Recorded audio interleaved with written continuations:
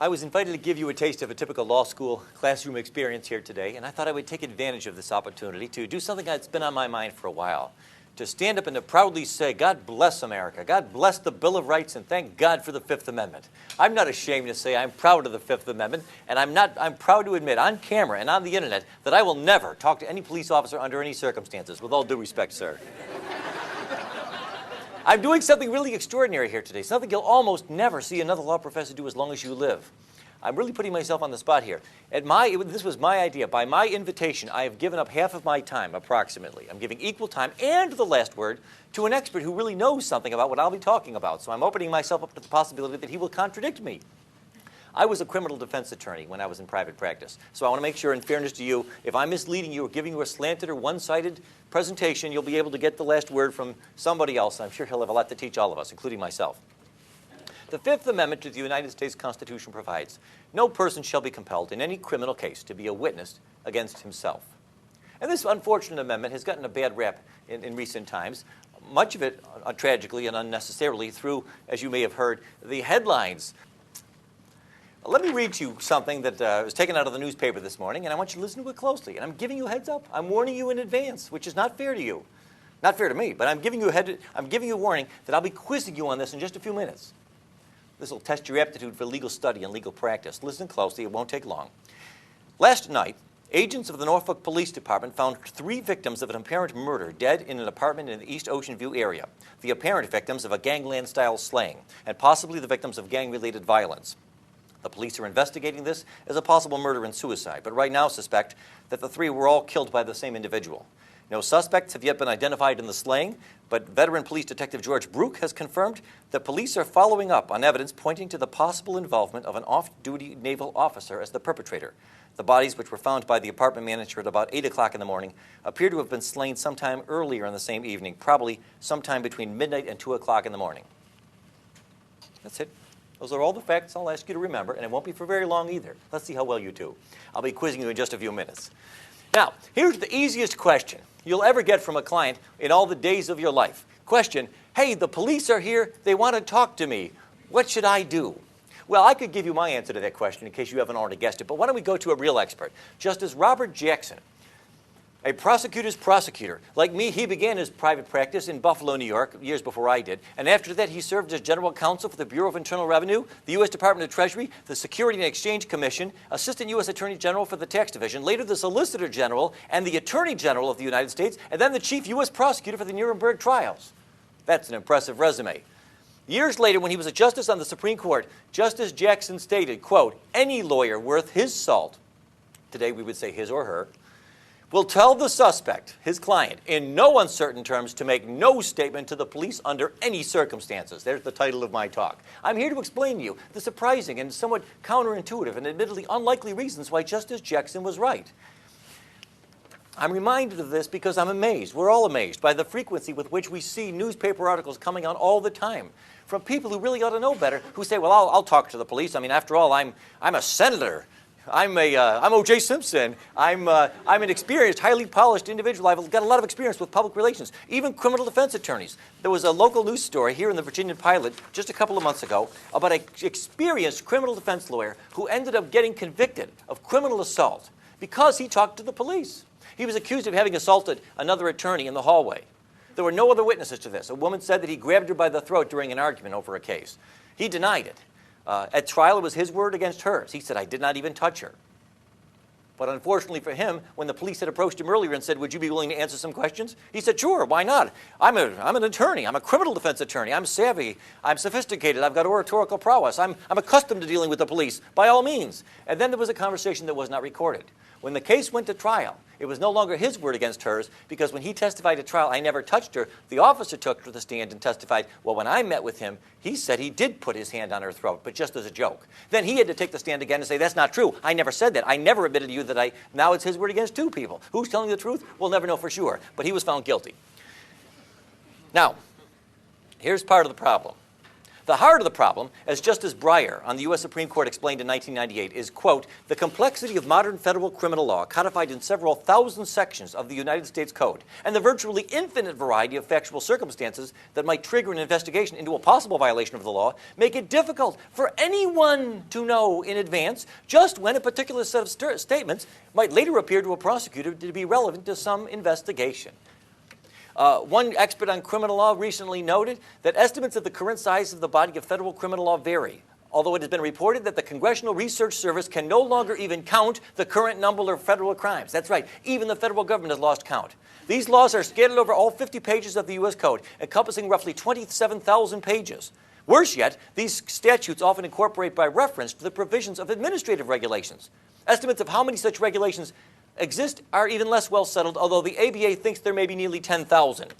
Here's one of those 10,000 federal criminal statutes on the book that you probably never heard about. It's called the Lacey Act. 16 U.S.C. Section 3370 says it's a federal offense for any person to import, export, transport, sell, receive, acquire, or purchase any fish or wildlife or plant taken, possessed, transported, or sold in the violation of any law, treaty, or regulation of the United States or any Indian tribal law or any state or any foreign law. People have been convicted in federal court for violating this statute because they brought back a bony fish from Honduras, not knowing that Honduran law, not American, but Honduran law, forbade the possession of the bony fish. People have been convicted under this law because they were found in possession of what's called a short lobster, a lobster that's under a certain size. Some states forbid you from possessing a lobster if he's under a certain length. It doesn't matter if he's dead or alive. It doesn't matter if you killed it or if you died of natural causes. It doesn't even matter if you acted in self-defense. Did you know that? Did you know it can be a federal offense to be in possession of a lobster? Admit it. Raise your hand if you did not know that. There's the problem. And that's only one of 10,000 different ways. You know, the government gets pretty upset when people like me instructs the client, people like me and Justice Jackson, don't talk to the police, don't answer any questions. But you know, they can't have it both ways. You people, you've got 10,000 different ways of convicting us. Good for you, but you know, with the bitter comes to the sweet, with the good comes to the bad. That's 10,000 different ways my client might unknowingly implicate himself in some sort of a criminal transaction. One of the reasons I decided to give this talk, I recently received a phone call from a former student of mine, a Regional Law School graduate, who may be watching this online. We're putting it on the internet. And he told me, hey, I've been approached by the Internal Revenue Service. They want to ask me a couple of questions. They ask if I'd be willing to. But they say that I'm not a suspect. And I know in my heart I don't think I've done anything wrong in violation of the Internal Revenue Service provisions. Lord have mercy. There's no man on earth, there's no woman in this country who can honestly say with complete confidence, I know I have never violated any provision of the Internal Revenue Code. He said, but they say I'm not a suspect and I know I've done nothing wrong. It's okay if I talk to him? I said, no, you tell them you will not talk to them without immunity. I explained to him why that was true, and he never heard from them again. Okay, why you should never talk to the police. Let me just spell it out for you. Let me make it plain to all of you. These are the top 10 reasons. I shouldn't really lie to you. I don't really have 10. I don't have time for 10, but I've got time for 8, and that'll be close enough. Number 1, and this really ought to be good enough. Contrary to what you laymen instinctively and naturally suppose, it cannot help. There is no way it can help you. Plenty of folks think that it can, and they're always wrong. You cannot talk your way out of getting arrested. Officer Brook, you've interviewed thousands of criminal suspects. Have you ever, how many times in your experience, have you approached someone, asked if you could ask him some questions because prior to the interview you had some evidence pointing to his possible guilt? And because of the extraordinary persuasiveness and eloquence with which he articulated his innocence, you said, oh, sorry, never mind. Bad call, my bad, I won't. And he talked you out of arresting him. You know the answer to that. Never. It never happens. I've often asked other criminal defense attorneys, in all of your experience, have you ever once had a case where you looked back in hindsight and said, thank God my client talked to the police? They laugh at me. They say, you've got to be kidding me. You cannot help you. You can't talk your way out of getting arrested. And contrary to what you might suppose if you never studied the rules of evidence, what you tell the police, even if it's exculpatory, cannot be used to help you at trial, because it's what we call hearsay. Under the rules of evidence, specifically Rule 801D2A, if you want to look it up, everything you tell the police, as the saying goes, can and will be used against you, but it cannot be used for you. From time to time, I've known attorneys who tried to call to the stand a police officer and say, officer, would you tell the jury what my client told you because what my client told him is actually good for my case? If you tried that at trial, the prosecutor will object that it's hearsay, and the judge will agree. The police will not be allowed, at your request, to tell the jury what your client told him, no matter how good it may be for your case. It cannot help. And that ought to be good enough reason. That ought to be reason enough to keep your mouth shut. But if you're not persuaded, let me go talk about a couple of others. Number 2, obviously one of the most obvious. If your client is guilty, as many of them are, but even if he's not, even if he's innocent, he may well admit his guilt with no benefit in return. Now, of course, many of you are thinking to yourself, well, what's so wrong about that? I mean, shouldn't guilty people be confessing? Confession's good for the soul. It's good for law enforcement. It's good for the prisons. Yes, sure, all those things are true. And like the rest of you, if I or anyone close to me is ever the victim of some sort of a serious crime, I hope they get the right guy. I hope they convict him. I hope they put him away. We all feel that way. Hey, but what's the rush, friends? You don't got to admit your guilt the first time they come by to meet with you. In federal court, 86% of all defendants plead guilty at some point before trial. If your client is guilty and really ought to punish and really ought to have go through some sort of a cleansing act of contrition and fess up and admit his guilt, there'll be plenty of time to do that. They almost always do. No need to rush, no need to tell the police something. Wait and see if perhaps your client can work out some sort of an arrangement where maybe he'll make some sort of compensation to the alleged victim, or maybe he'll be able to get some sort of a discount in his sentence. And he'll be treated fairly then, like everybody else who had the benefit of a good lawyer who said, please do not talk to the police. And don't forget, by the way, even if your client only admits to things that the police already knew, you might think, well, what harm can it do? He says he wants to talk to the police. All he wants to do is admit that he was there, but the cops know that he was there. All right, go ahead and tell him. Well, how can it hurt? It might hurt if the police officer becomes transferred to Minnesota, or deceased, or injured, or comatose, or cannot be located by the time of trial. The case will be dismissed if there's no confession. But if your client admits to things, that confession is freely admissible against him and can be a basis for getting him convicted all by himself. Senator Larry Craig can explain all of this to you. The Innocence Project of the United States has confirmed that in more than 25% of all the cases where an innocent man was convicted and then later released from prison after he was exonerated by DNA evidence, in more than a quarter of those cases, these innocent people we know to be innocent, made incriminating statements, delivered outright confessions, or pled guilty. How do they do that? He'll tell us all about it, I trust.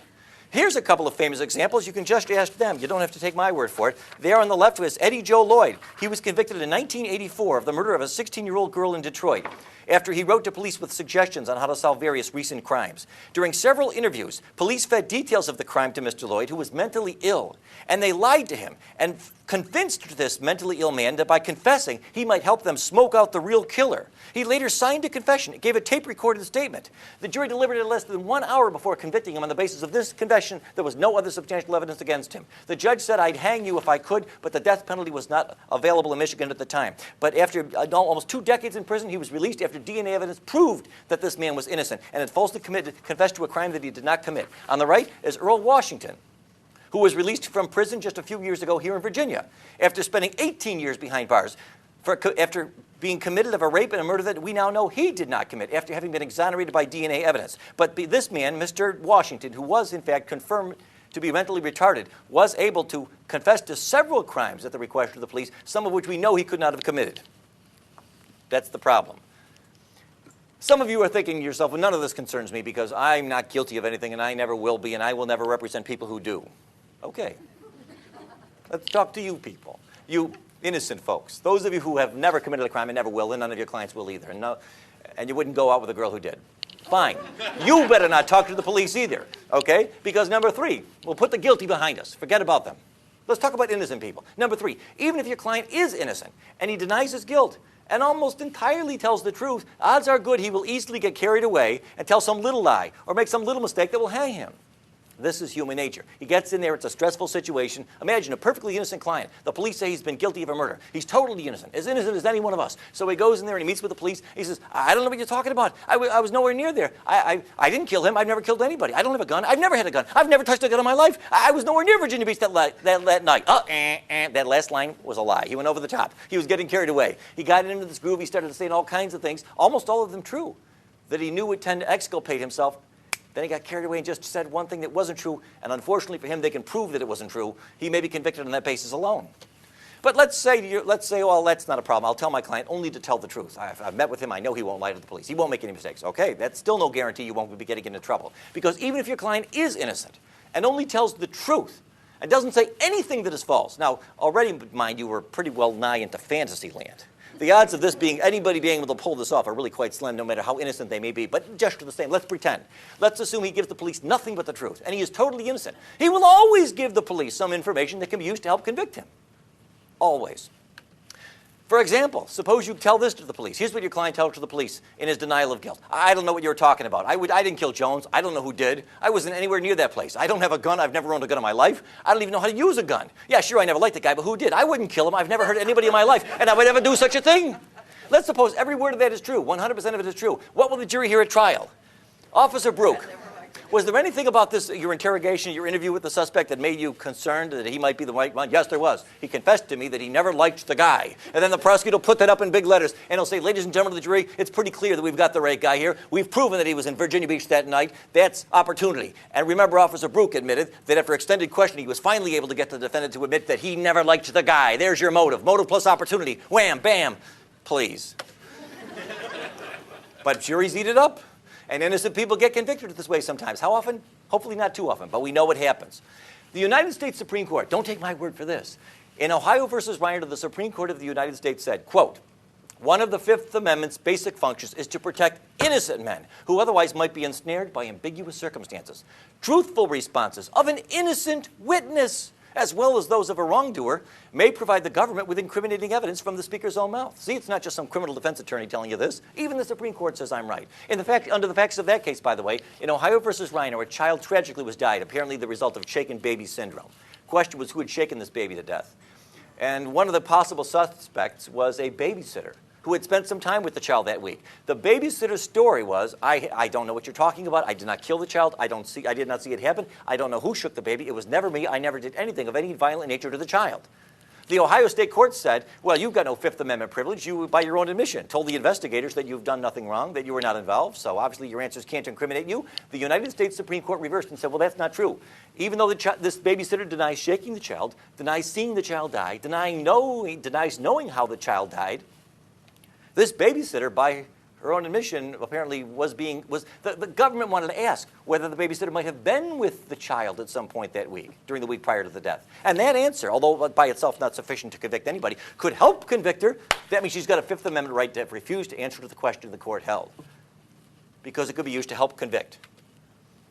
Ullman versus United States, the Supreme Court said more than 50 years ago, eerily prophetic. They said too many Americans, even those who should be better advised, view this privilege as a shelter for wrongdoers. They too readily assume that those who invoke it are either guilty of crime or commit perjury in claiming the privilege. That's not true, and it never has been. But it gets worse. Can it get worse? It can. Number 5, even if your client is innocent and only tells the truth and does not tell the police anything incriminating, which, by the way, is almost impossible to pull this off. I mean, imagine talking to the police for 2, 3, 4 hours, and somebody like him can't somehow manage to extract from you something that could be used to help convict you. That'd be extraordinary. I don't think anybody's pulled it off. But even if you could pull it off, there's still a grave chance that his answers can and will be used to crucify you in a court of law if the police, no offense, don't recall his testimony with 100% accuracy. All right, now this brings us back to that pop quiz I warned you about. I told you earlier, remember, it's only been a few minutes, and you weren't up all night, and you weren't the subject of physical duress. You were in the relaxed setting of a classroom here. You were given heads up, advance notice that you would be quizzed on this. Question. We'll start with a couple of easy ones. Remember that article I read you about that? How many people did the police find shot to death last night at that Ocean View apartment that I told you about? A, 1, B, 2, C, 3, D, 4. Who says A? B.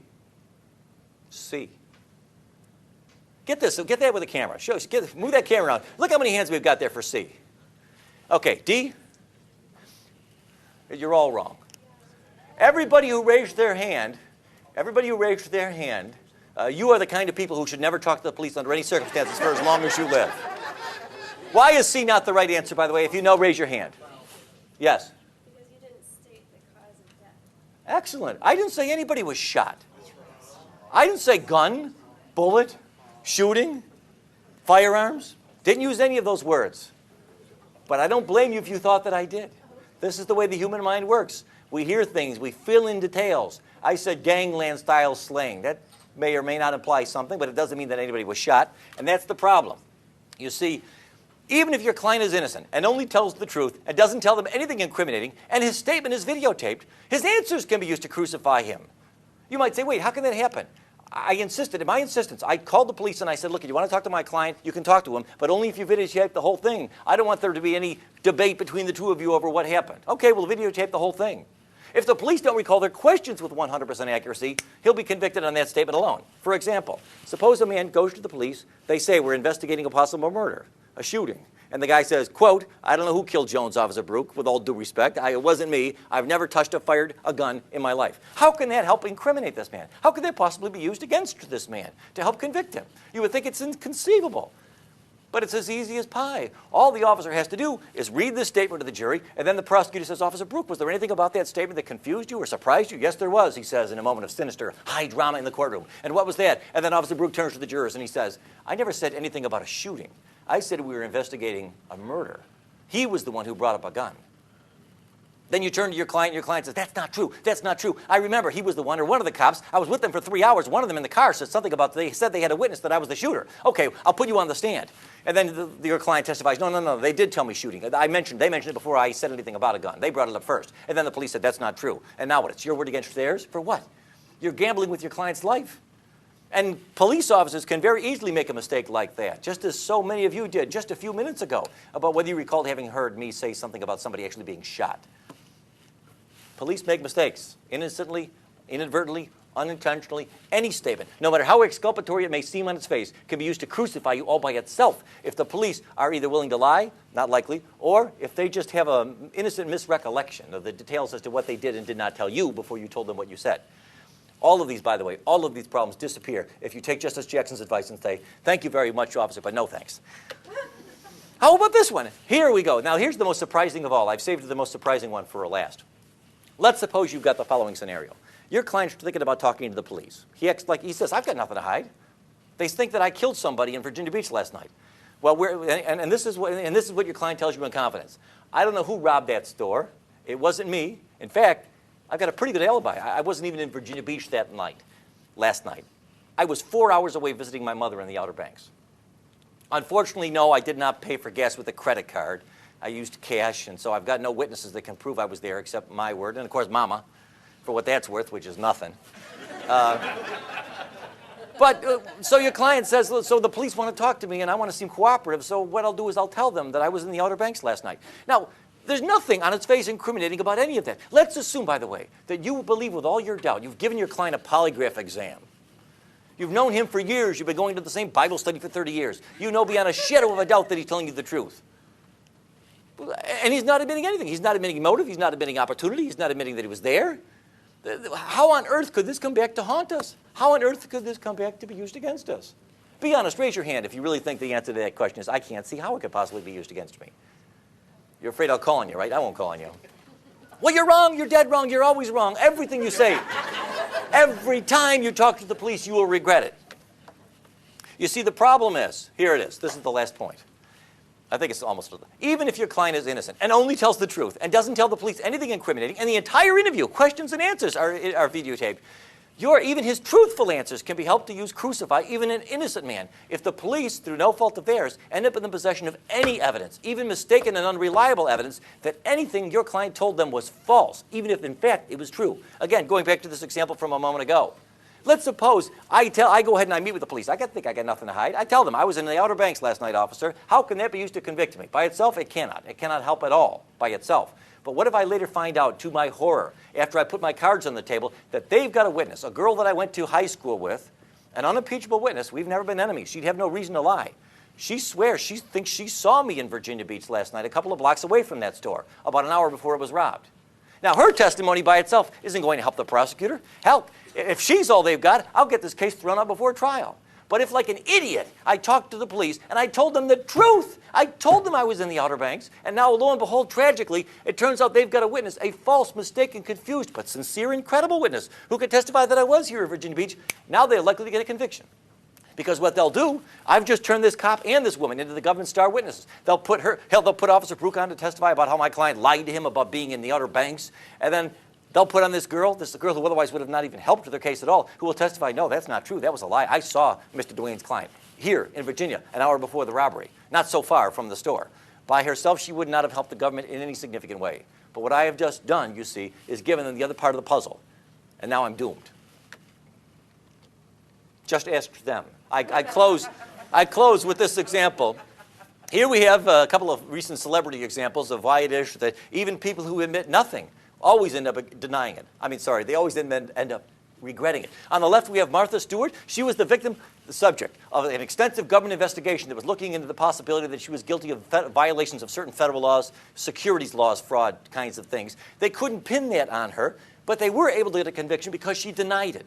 Talking to the police and later to some of the shareholders, she said, no, it's not true. I was not guilty. So they charged her with lying to federal investigators, and they got a conviction, and she was sentenced to 5 months in prison. Marion Jones, on the right side, another person who would still be out today if she had always taken the advice that I'm giving you now. She was asked if she had ever used steroids, a controlled substance.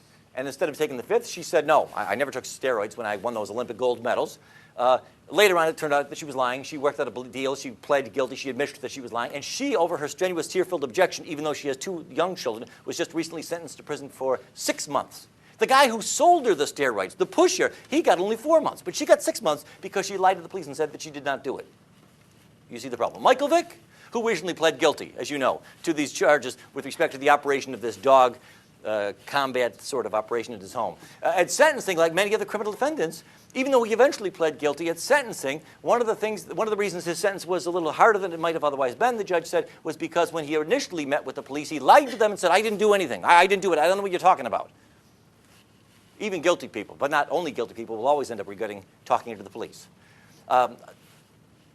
So my advice to you, Justice Jackson was right. Any sane, competent lawyer in his right mind will always tell every client under all circumstances, I don't care if you're innocent. I don't care if it's the truth. If it's the truth, great.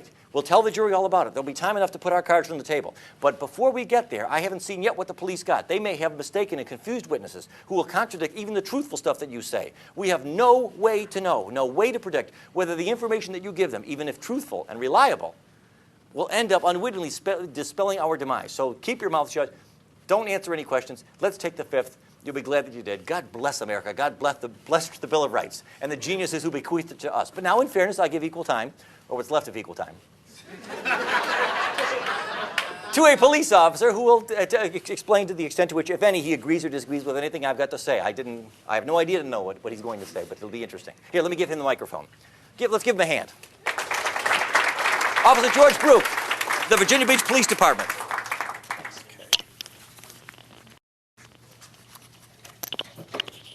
I cannot talk that fast. Not even interviewing. I'm going to take the podium here, Professor. Because I took notes on some of the things you said. And everything he said was true. Okay? And it was right, and it was correct. And I'm just going to give you a few ideas. I'm going to tell you a few examples. But first, I'm going to give you a little information. As was said earlier, I've interviewed thousands of people. I've interviewed people with foreign police departments. When I was in the Navy, I was in law enforcement, and I was a criminal investigator. Thank God we're in the United States, because most interviews in Italy, Spain, and so forth start out physically. Okay? There's no police abuse over there. They can do pretty much what they want. Anytime they want, anyhow they want. So just be aware of that and be thankful for where you're at. Biggest question I was asked when I am a 3L, and there's some of my classmates in here. Best day is coming up, May 10th, when we get to leave. So those of you that are applying, and I told a couple people this, you think it's hard getting into law school? Try getting out. Okay? A couple of things I was asked. How do I quit from getting speeding tickets? Very easy question. Quit speeding. Okay? But something Professor Dwayne brought up, are any of you guilty of anything? How many of you drove here today? Anybody go above 55 on the interstate? Anybody drive at home and go above 55 on the interstate? Because if you stay... What are you waving your hands for? I told you, go I know. I remember, but I was doing it anyway.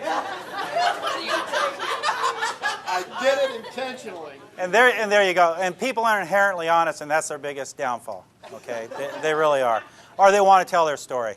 And if you drive 55 on the interstate where it's 55, the only thing you're going to do is meet the person behind you, because they're going to rear end you and you're going to get run over. Okay, so that's a fact. But everybody does something that they can get in trouble for. I can follow as a police officer when I was in uniform. I could follow a car however long I needed to, and eventually they're going to do something illegal, and I can pull them over, and justifiably illegal to pull them over with. So just be aware of that. Don't think you're so innocent in such a thing.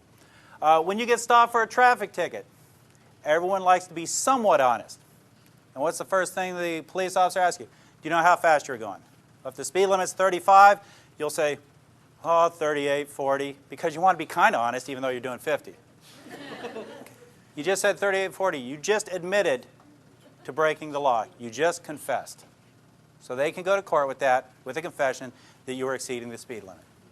Okay, so you need to think about those things, and when you do become defense attorneys, which I may, who knows, you need to think about those things for your clients. The other thing you need to think about your clients, and this is going to seem very terse, people are stupid. Your clients are stupid. And I've had defense attorneys come up to me. Matter of fact, one on a motion to suppress just Tuesday come up to me and tell me his client was stupid. Okay? They're very straightforward. They do foolish things. They talk to the police. You guys need to be aware of that. Now, in my past, and it wasn't exaggerated, I have interviewed thousands of people. I've arrested and dealt with over 1,000 felonies. Well, actually, more than 1,000 felonies. Probably about 20, or no, about 1,000 felonies, 2,500 misdemeanors. 98% of them conviction rate. 80% of them I don't even have to go to court. Why? Because there's confessions. Because they confess. So these people have no problem. The hardened criminals have no problem talking to the police. People like to tell their story. And they'll sit in that room and think about it. You're picked up by the police. You're in a little room. There's one chair here. There's a desk. There's another chair. What's the thing you want the most right at that point? To get out of that room. To be out of that room. Think the police officer's shift is ending in 15 minutes. Does a police officer want to get out of that room? My overtime rate's $58 an hour. Do I want to get out of that room? I have no problem. I'll stay there for 10 hours. I'll take that $600. Okay, so I have no motivation to want to leave. You do, and that's how we get you to try to talk. I have my job. My job is to develop probable cause, develop a good case. A great case is a case with a confession. Get it to the Commonwealth's attorney so that they can prosecute the case with little, if any, effort. And the Commonwealth attorneys love those cases, the little and any effort, because they come with a stack of files that high in court every day. So they love those cases.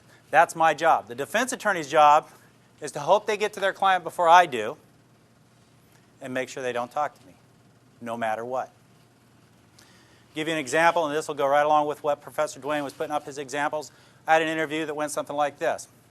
Were you involved in the burglaries? No, I had nothing to do with them. You didn't have anything to do with them? No. You were in a car with all this stolen stuff in it? You had nothing to do about it? No. You knew it was there? Yeah. Okay, now we got possession of stolen property, felony, okay? But you had nothing to do with it? No. So what did you need the money for? Well, I had to pay some of my court costs from another thing I got in trouble for. Oh, so he took the money from stealing the stuff. I have enough to charge him now with burglary. Simple as that. Well, did you see the picture on that camera of the house with the Christmas decorations? This is a real case scenario. Yeah, did you go in that house? No, I didn't go into that one. So there's ways around it.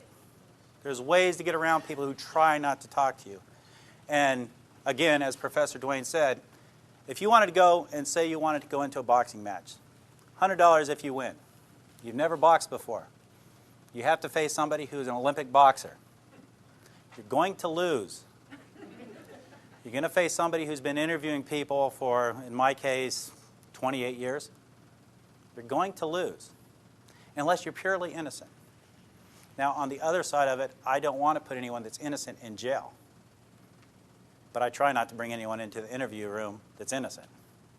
And there are a couple that I have let walk away because they were innocent. Okay, the interviews.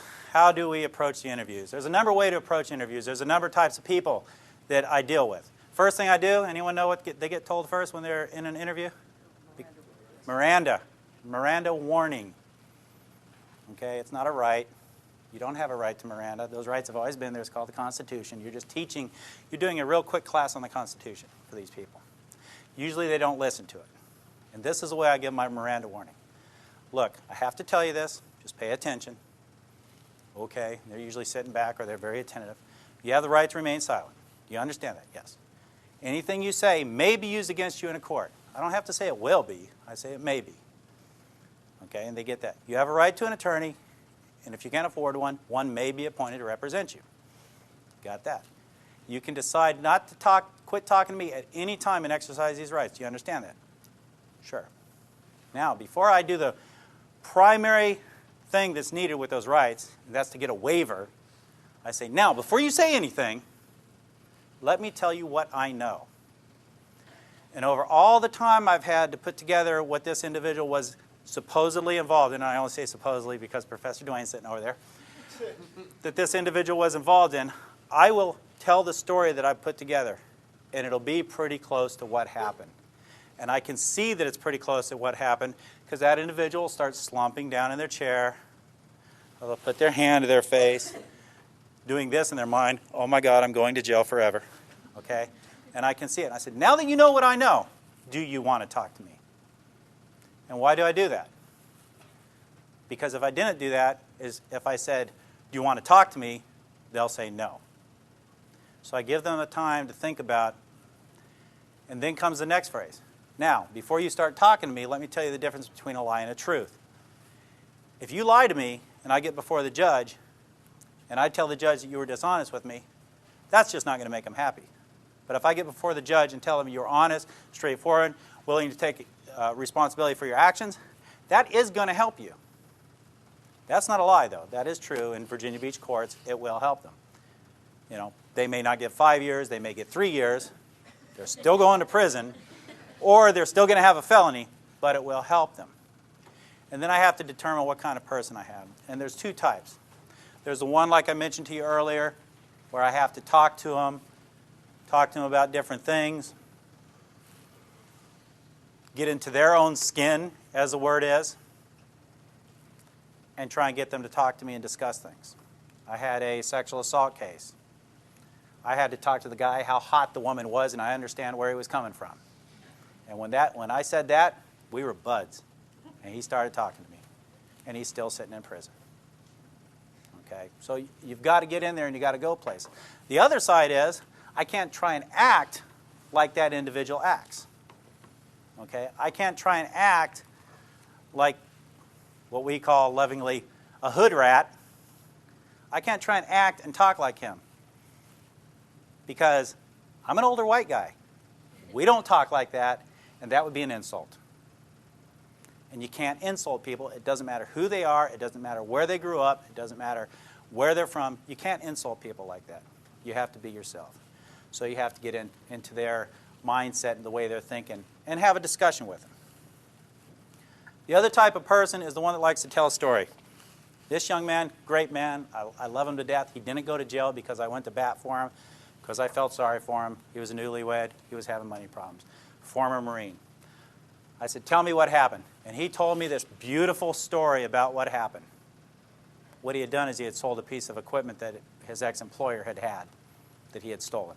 He told me the beautiful story of what happened about him finding it on the side of the road and all that kind of stuff.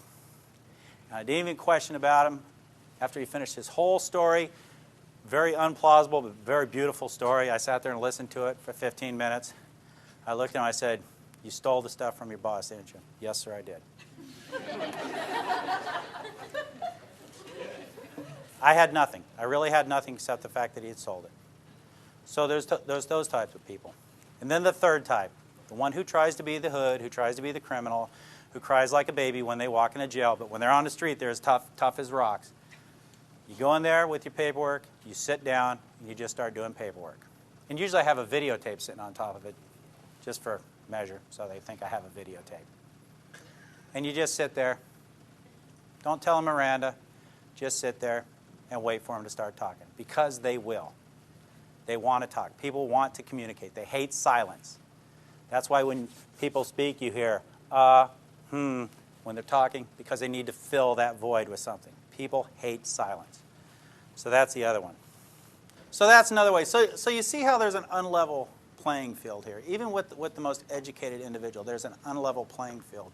If you talk to the police, everything's going to be written down. If you get pulled over for a ticket, they give you the ticket, and you pull off. Do you ever see the cop pull off right after you? Usually not. That's because on the back of their ticket, they're writing down everything you said. And it's going to come into court if you go to court.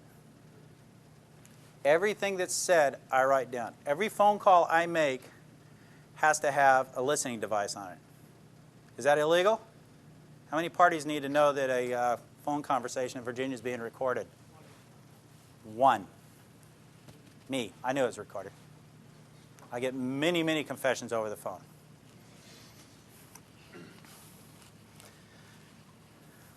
Okay, back to the people. Yes, they're stupid. Okay, people are stupid. I had a young man who told me straight up, I'm going to college. I'm going to law school. I'm too smart. You'll never find out what happened. Okay. He was going to Tidewater Community College. The law school of, I suppose. Tidewater Community College. He was the partner to the one who I told you the interview about just a little while ago, where I would ask him what he needed the money for. He was his partner. And he was very smart. So he thought. He thought he was a very intelligent individual. I ended up arresting him 5 times out of his house. His mother hated me. She liked me the first time. She apologized. She didn't really like me much the second time. It got to the point where she really hated me after that. He's doing 8 years upstate. He's very smart because he decided to tell me how smart he was. And in telling me how smart he was, he let it slip that he doesn't sell stolen stuff to pawn shops. He sells it to flea markets because they do not have to report to the state. I know how to drive to a flea market just as good as anyone else and go look for stuff that I'm looking for.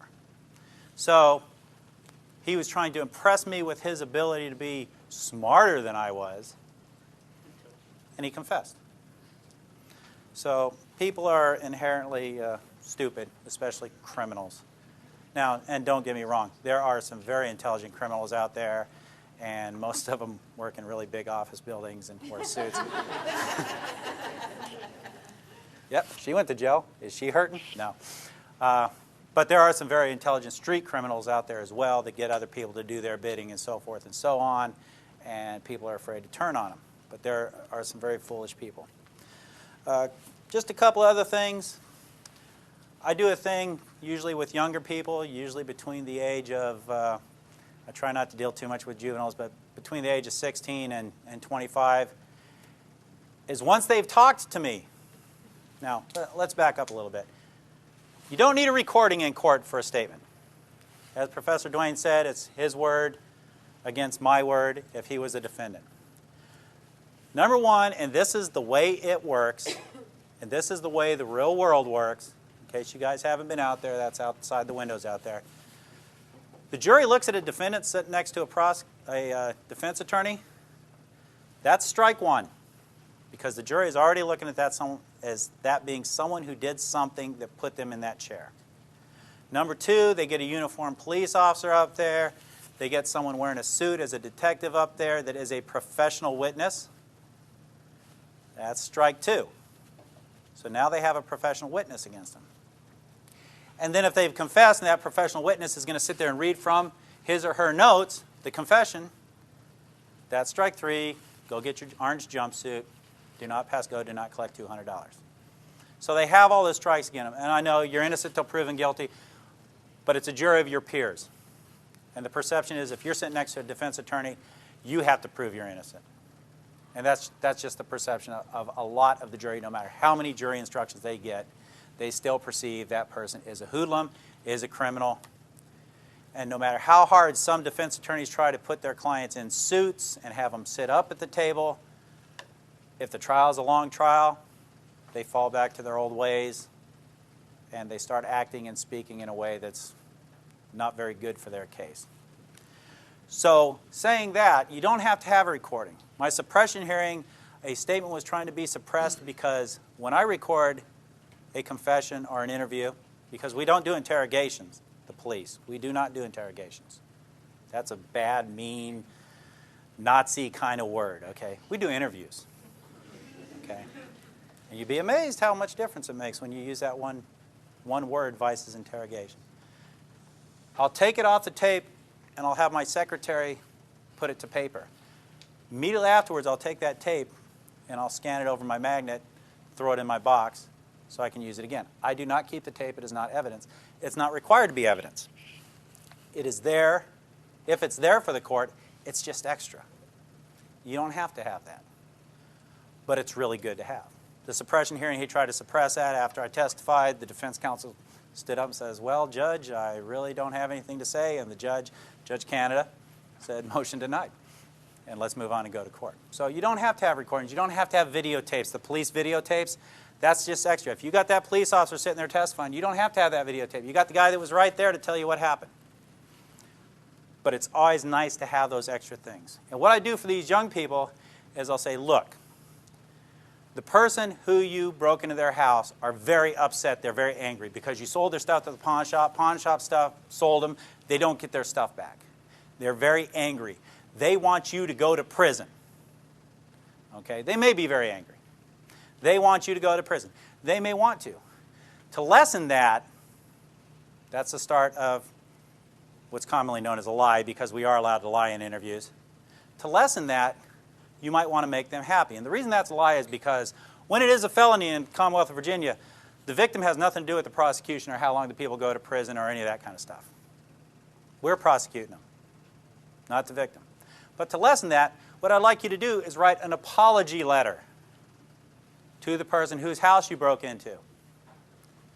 Just write it out. Well, how do I write it? In your own words. Just write, I'm sorry for what I did. Then say that, when I broke into your house the other night, whatever. They write it out. They sign it. I sign it as a witness. I put the date and the time that it was written. I give it to the Commonwealth's attorney. It's entered as evidence as a written confession in the person's own handwriting. I don't type it up again and have them sign it. In their handwriting, a written confession. Is that person going to get convicted? I have never seen them not get convicted on that, on an apology letter. So, in support of Professor Duane, everything he says is right. That's what I do. Now, to take away the support, I don't try and send innocent people to jail. That's it. That's all I have. Any questions or anything like that? Sir?